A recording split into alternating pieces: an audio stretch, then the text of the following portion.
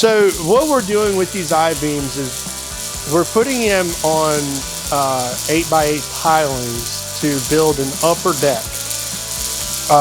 The I-beams will be then centered on the 8x8 on either end and then bolted into place to get ready for our upper deck framing. Pretty much these I-beams are holding up the whole entire upper deck to add stability and strength to the working process that we've already created.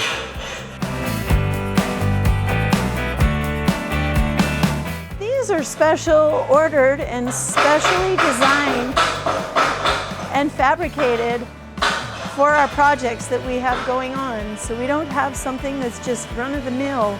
We actually fabricate these on our own and build unique docks. This helps with supporting the upper deck. It also helps support the stairway.